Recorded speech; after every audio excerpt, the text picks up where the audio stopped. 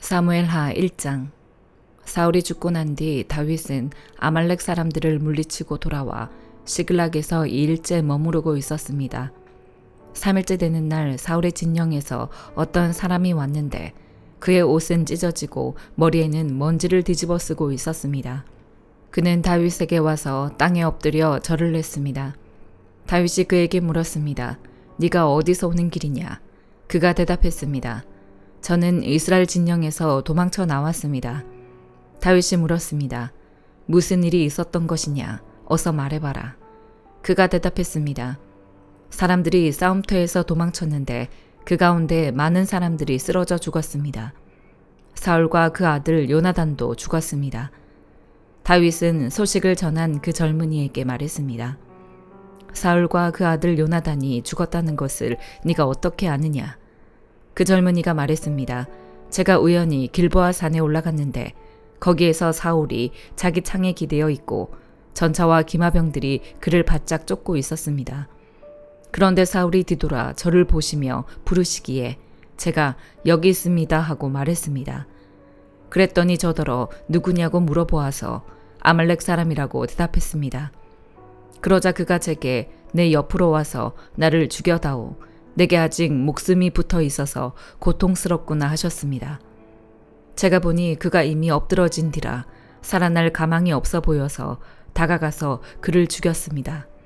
그리고 그 머리에 있던 왕관과 팔에 있던 팔찌를 벗겨 이렇게 내주께 가져왔습니다. 그러자 다윗은 자기 옷을 잡아 찢었습니다. 그와 함께 있던 모든 사람들도 자기 옷을 찢었습니다. 그리고 사울과 그의 아들 요나단과 여호와의 백성들과 이스라엘의 집이 칼에 쓰러진 것으로 인해 저녁 때까지 슬피 울며 금식했습니다. 다윗이 그 소식을 전한 젊은이에게 물었습니다. 너는 어디 출신이냐? 그가 대답했습니다. 저는 외국 사람 아말렉의 아들입니다. 다윗이 그에게 말했습니다. 네가 어떻게 감히 네 손으로 여호와께서 기름 부으신 사람을 죽이는 것을 두려워하지 않았느냐? 그러고는 다윗이 자기 부하 가운데 하나를 불러 가까이 가서 저 사람을 죽여라 하고 명령했습니다. 그가 그 젊은이를 치자 그 자리에서 죽었습니다. 다윗은 그에게 이렇게 말했습니다. 너희 피가 네 머리에 있을 것이다. 네가 네 입으로 내가 여호와께서 기름 부으신 사람을 죽였다고 스스로 죄를 시인했다. 다윗은 사울과 그 아들 요나단을 생각하며 이 노래로 슬퍼하고 유다 사람들에게 이 활의 노래를 가르치라고 명령했습니다. 이것은 야살의 책에 기록되어 있습니다.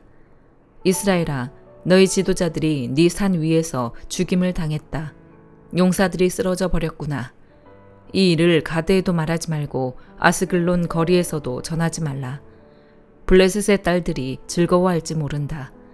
할례받지 않은 사람들의 딸들이 기뻐할지 모른다.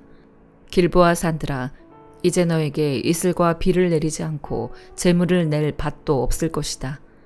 그곳에 용사들의 방패가 버려져 있구나. 사울의 방패는 기름칠도 않은 채 버려져 있구나. 죽임을 당한 사람들의 피에서 용사들의 기름에서 요나단의 활은 결코 되돌아오지 않았고 사울의 칼은 그냥 돌아오지 않았다. 사울과 요나단은 그들이 살아서도 다정하고 좋아하더니 죽어서도 헤어지지 않는구나. 그들은 독수리보다 빨랐고 사자보다 강했다. 이스라엘의 딸들아, 사울을 위해 울라. 그는 너희를 자줏빛 좋은 옷으로 입혔고 너희 겉옷을 금장식으로 꾸며주지 않았느냐. 두 용사들이 저 전장에 쓰러졌구나. 요나단이 산 위에서 죽임당했구나. 내 형제 요나단이여, 내가 그대를 두고 슬퍼하니 그대는 내게 진정한 친구였기 때문이요. 나를 향한 그대의 사랑은 여인의 사랑보다 더욱 큰 것이었소. 용사들이 쓰러졌구나. 전쟁의 무기들도 사라졌구나. 고린도전서 12장. 형제들이여, 나는 여러분이 성령의 은사들에 대해 모르는 것을 원치 않습니다. 여러분이 잘 알듯이 여러분이 이방 사람이었을 때 여러분은 말 못하는 우상이 이끄는 대로 끌려다녔습니다. 그러므로 나는 여러분에게 알려드립니다. 하나님의 영으로 말하는 사람은 아무도 예수는 저주받은 사람이다라고 할 수 없고 또 성령으로 말미암지 않고는 예수는 주이시다라고 할 수 없습니다. 은사는 여러 가지이나 성령은 같습니다. 직분상 맡은 임무는 여러 가지이나 섬기는 주는 같습니다. 사역은 여러 가지이나 모든 사람 안에서 모든 일을 행하시는 하나님은 같습니다. 각 사람에게 성령을 나타내시는 것은 성도 공동의 유익을 위한 것입니다. 어떤 이에게는 성령으로 지혜의 말씀을 주시고 어떤 이에게는 같은 성령으로 지식의 말씀을 주십니다. 어떤 이에게는 같은 성령으로 믿음을, 어떤 이에게는 같은 성령으로 치유의 은사를, 어떤 이에게는 능력 행하는 은사를, 어떤 이에게는 예언하는 은사를, 어떤 이에게는 영을 분별하는 은사를, 어떤 이에게는 여러 가지 방언하는 은사를, 또 어떤 이에게는 방언 통역하는 은사를 주십니다. 그러나 이 모든 것을 행하시는 이는 한 분이신 같은 성령이시며 그분이 원하시는 대로 각 사람에게 은사를 나눠주시는 것입니다. 몸은 하나지만 많은 지체가 있고 또 몸의 지체가 많지만 모든 지체가 한 몸인 것처럼 그리스도께서도 이와 같으십니다. 우리는 유대 사람이든지 그리스 사람이든지 종이든지 자유인이든지 모두 한 성령으로 세례를 받아 한 몸이 됐고 모두 한 성령을 마시게 됐습니다. 몸은 한 지체가 아니라 많은 지체로 이루어져 있습니다. 만일 발이 나는 손이 아니니 몸에 속하지 않았다라고 말한다 할지라도 발이 몸에 속하지 않은 것이 아닙니다. 또 귀가 말하기를 나는 눈이 아니니 몸에 속하지 않았다라고 말한다 할지라도 귀가 몸에 속하지 않은 것이 아닙니다. 만일 몸 전체가 눈이라면 듣는 곳은 어디겠습니까? 만일 몸 전체가 듣는 곳이라면 냄새 맡는 곳은 어디겠습니까?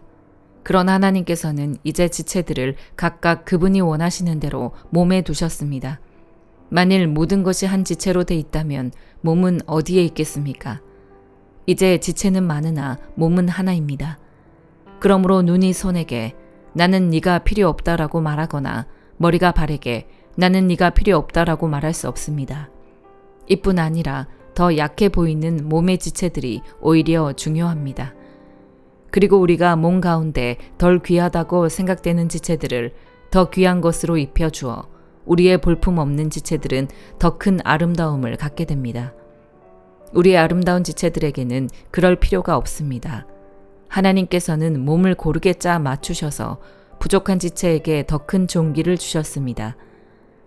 그리하여 몸에서 본열이 없게 하시고 지체들이 서로 돌아보게 하셨습니다. 만일 한 지체가 고통을 당하면 모든 지체가 함께 고통을 당하고 한 지체가 영광을 얻으면 모든 지체가 함께 기뻐합니다. 여러분은 그리스도의 몸이요 또한 그 몸의 지체입니다. 하나님께서는 교회에 몇 가지 은사를 주셨으니 첫째는 사도들이요 둘째는 예언자들이요 셋째는 교사들이요 그 다음은 능력을 행하는 사람들이요 그 다음은 병 고치는 은사를 받은 사람들이요 돕는 일을 하는 사람들이요 다스리는 일을 하는 사람들이요 각종 방언을 하는 사람들입니다. 모두가 다 사도들이겠습니까? 모두가 다 예언자들이겠습니까? 모두가 다 교사들이겠습니까? 모두가 다 능력을 행하는 사람들이겠습니까? 모두가 다 병 고치는 은사들을 가졌겠습니까? 모두가 다 방언들을 말하겠습니까? 모두가 다 통역을 하겠습니까? 그러나 더 큰 은사들을 간절히 구하십시오. 에스겔 10장. 그룹들 머리 위 창공에 사파이어 보석으로 된 보자같이 생긴 것을 내가 보았다. 그분께서 베옷을 입은 그 사람에게 말씀하셨다. 그룹 아래 있는 바퀴들 사이로 들어가거라. 너는 그룹 사이에서 나오는 불타는 숯불을 손에 가득 담아다가 성읍에 흩어 뿌려라. 그러자 내가 보는 앞에서 그가 들어갔다.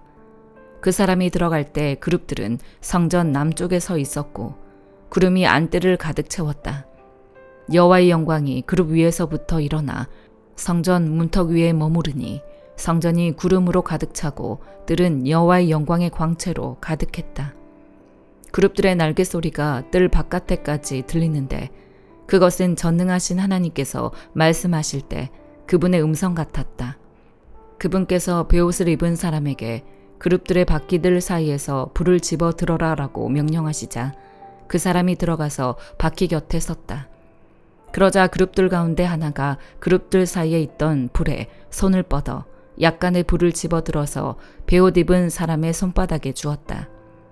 그러자 그는 그것을 받아들고 밖으로 나갔다.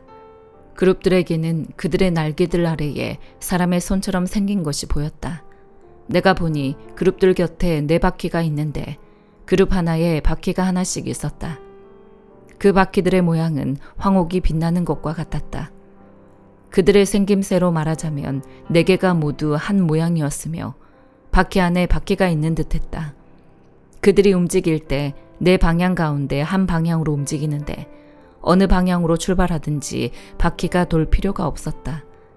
머리가 향한 방향대로 그들이 따라갔다. 그래서 바퀴가 돌지 않았다.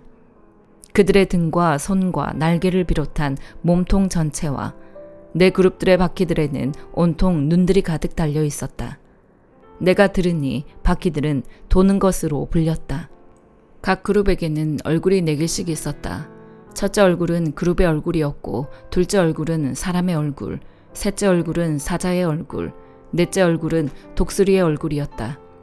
그리고 그룹들은 올라갔다. 이들은 내가 그발 강가에서 본 생물들이었다. 그룹들이 움직일 때 그들의 옆에 있는 바퀴들도 움직였다. 그리고 그룹들이 그들의 날개를 들어 땅에서 떠오를 때 바퀴들도 그들 곁에서 떠나지 않았다. 그룹들이 멈춰 서 있을 때는 바퀴들도 멈춰 서 있었고, 그룹들이 올라갈 때 바퀴들도 올라갔다. 생물들의 영이 바퀴들 안에 있었기 때문이다. 그때 여호와의 영이 성전 문턱에서 나와 그룹들 위에 멈춰 섰다. 내가 보는 앞에서 그룹들은 그들의 날개를 들어서 땅에서 떠올랐다. 그들이 나아갈 때 바퀴들은 그들의 옆에 있었다. 그들은 여호와의 성전 동문 입구에 멈춰 섰고 이스라엘 하나님의 영광이 그들 위에 있었다. 이들은 그발 강가에서 내가 보았던 이스라엘의 하나님을 대신하는 생물들이었다. 나는 그들이 그룹들인 것을 알고 있었다. 각자가 4개의 얼굴과 4개의 날개를 갖고 있었고 그들의 날개 아래에는 사람의 손같이 생긴 것이 있었다. 그들의 얼굴 모양은 내가 그발 강가에서 보았던 얼굴들이다. 각 그룹은 앞으로만 곧장 갔다. 시편 49편. 너희 모든 백성들아 이 말을 들으라. 이 세상에 사는 모든 사람들아 귀를 기울이라. 낮은 사람이나 높은 사람이나 부자나 가난한 사람이나 할 것 없이 다 들으라. 내 입이 지혜의 말을 할 것이고 내 마음의 묵상으로 꿰뚫어 알게 되리라. 내가 귀 기울여 잠언을 듣겠고 하프를 켜면서 내 수수께끼를 풀리라. 재난의 날이 다가올 때 내 발꿈치의 범죄가 나를 둘러쌀 때를 내가 왜 두려워하겠는가. 자기 부를 의지하는 사람들은 돈이 많은 것을 자랑하지만 그 가운데 어느 누구도 결코 자기 형제를 구원하지 못하고 형제를 위해 하나님께 대속할 제물을 바치지 못하리라.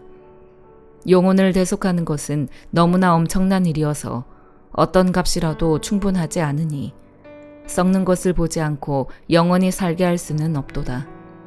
어리석은 사람이나 우둔한 사람들이 죽는 것 같이 지혜로운 사람들도 죽고 그들의 재산은 결국 남에게 남기고 가는 것이다.